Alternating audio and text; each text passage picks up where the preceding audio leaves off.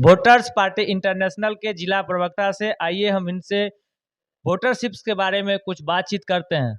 प्रभात times में sir आपका स्वागत है।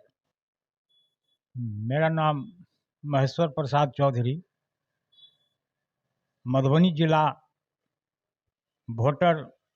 वोटर्स पार्टी इंटरनेशनल बीपीआई जिला कमेटी के एक हम सदस्य हैं और विभिन्न जगहों पर छोटा बड़ा जो भी कार्यक्रम मीटिंग चलता है, विचार गोष्ठी भी होता है, उस क्रम में उस सभा में मैं सक्रिय रूप से भाग लेता हूं और इस जन जागरण अभियान को आगे बढ़ाता हूं। सर एक चीज़ बीच में हम टोकना चाहेंगे, वोटरशिप है क्या? इसके बारे में जनता को नहीं पता है, इसके बारे में आप बताने का कोशिश कीजिएगा।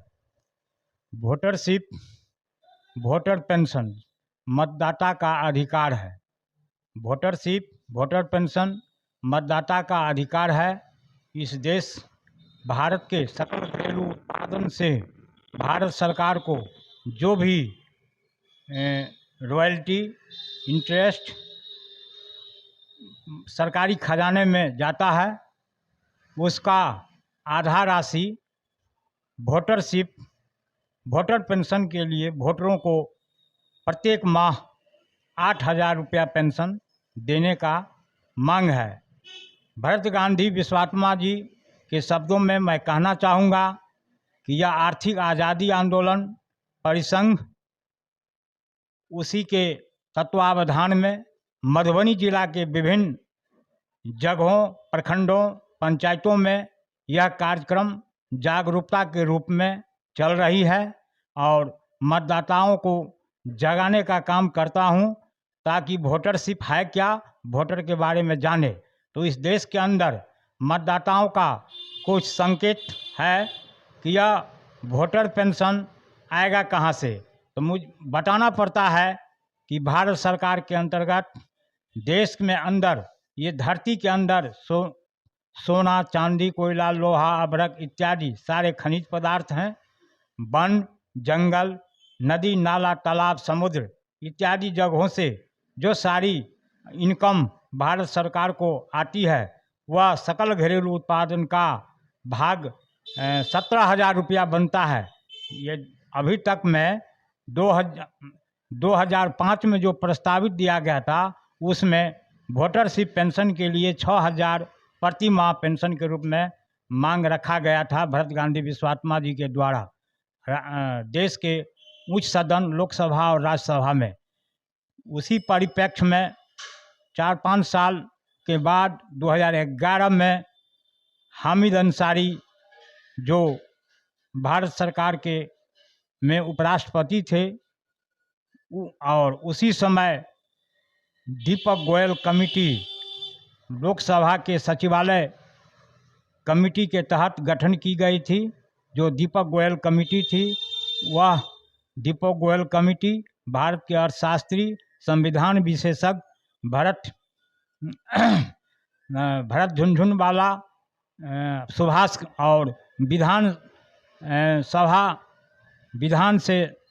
विधानसभा के विशेषज्ञ श्री सुभाष कश्यप जी ने विस्तार रूप से समुचित समझदारी के साथ दीपक गोयल के देखरेख में उन्होंने भी सहमति प्रकट की। उस आधार पर दीपक गोयल की अनुशंसा आई कि यह वोटरशिप पेंशन देश के अंदर दिया जा सकता है, यह संभव है, असंभव नहीं है। इससे देश पर किसी प्रकार की कोई क्षति नहीं होगा। इसी के संदर्भ में 2011 के बाद अभी तक यह वोटरशिप पेंशन का बिल लोकसभा में पेंडिंग है। वही लंबित मांगों के संदर्भ में वोटरशिप का मांग कर रहा हूं और वोटर पार्टी इंटरनेशनल राजनीतिक मंच के द्वारा हम राजनीतिक जागरूकता के रूप में भी मैं लोगों को आगाह करता हूं कि वोटर। एक मिनट सर, जनता ये वोटरशिप मांग कर रही है, जहाँ कहीं भी गए हैं हम लोग, जहाँ कहीं भी गए हैं, मतदाताओं का रुझान 100% में 90% आपको वोटरशिप के प्रति रुझान बढ़ रही है। 5 से 10% लोग इसके प्रति सचेष्ट नहीं है। बाकी क्या लगता है जो नहीं है वो भी आ जाएंगे? वो भी हम लोगों को रूपरेखा और जनता को आक्रोश और आंदोलन के रूपरेखा को देखकर वे भी भली भांति आज नहीं तो कल जरूर आ जाएंगे, ये हमारा विश्वास है और संभव भी है, क्योंकि यह मतदाताओं की मांग है, जनहित की बात है, देश हित की बात है। बेरोजगारी, शिक्षा, रोजगार, ये सारी योजनाएं वंचित हो गई है, तो एक ही आधार है आर्थिक आज़ादी, आर्थिक आंदोलन। उस परिवेश में वोटरशिप ही एक आधार है, जो वोटर पेंशन से लोगों का, अमीर गरीब का खाई मिटेगा, जीवन यापन, रोजी रोटी की ओर उन्मुख होंगे और अपनी परिवार एवं बच्चों का विकास करेंगे। ये मेरा पूरा उम्मीद और अटूट विश्वास है। सर, एक सवाल मैं आपसे करना चाह रहा हूं कि इस बार लोकसभा चुनाव 2024 में है, इसमें वोटरशिप पार्टी का क्या रोल रहेगी? अभी तो 2024 की बात है, अभी 2023 है। अभी हम लोग वोटरशिप को जगाने चले हैं। जब हमारे ज़िला में वोटरशिप पेंशन, मतदाताओं को वोटरशिप पेंशन के लिए हमने मतदाता जागरूकता अभियान के तहत प्रशिक्षण शिविर का भी आयोजन करने जा रहे हैं। उनमें विभिन्न प्रखंड पंचायतों के लोगों को, जनताओं को आगाह करते हैं कि ये वोटरशिप पेंशन का प्रशिक्षण शिविर लेकर आप मतदाताओं के प्रति सचेत हों और अपना जन कल्याण की कार्यों में भागीदारी बने, देश को समृद्ध और शक्तिशाली बनावें। सर, मधुबनी लोकसभा क्षेत्र के जितने भी जनता है उनसे आप 2024 के चुनाव में वोट करने का क्या आह्वान करेंगे? जब हमारे वोटर पार्टी इंटरनेशनल के संस्थापक भरत गांधी विश्वात्मा जी का चुनावी रणनीति पर विचार बनेगा, तो मधुबनी लोकसभा में, मधुबनी जिला में 2 लोकसभा आते हैं, झंझारपुर लोकसभा और मधुबनी लोकसभा। तो अगर पार्टी हाईकमान का आदेश होने पर यहाँ प्रत्याशी दिया भी जा सकता है, कोई ये असंभव नहीं है, संभव है। सर, अगर कोई गठबंधन जो है, अगर आपका बात को, अगर विचारों को अगर रखेगी तो आप लोग क्या करेंगे? इसके लिए हम गठबंधन में शामिल होने वाले विभिन्न राजनीतिक दलों को भी मैं स्वागत करूंगा और तहे तहे दिल से भी उनका सम्मान करूंगा।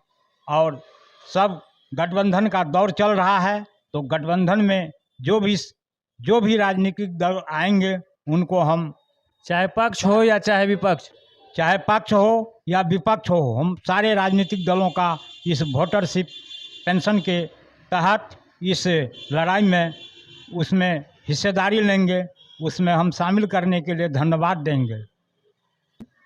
वोटर पेंशन के रूप में वोटरों को मतदाता अधिकार, आर्थिक हक अधिकार दिलाने के लिए मैं जागरूकता अभियान में बढ़ चढ़कर हिस्सा लेता हूं और जनताओं को, मतदाताओं को भी आगाह करता हूं कि वोटरशिप पेंशन की लड़ाई में सहभागिता दें, आंदोलन में जरूर भाग लें, इसको जन समर्थन के साथ आंदोलन का रूपरेखा दें, ताकि सत्ता और सरकार जो गहरी नींद में सोई हुई है, या वोटरशिप पेंशन 2011 से लेकर आज 2023 जो अभी तक लंबित है, उस मांग को अविलंब चालू करे।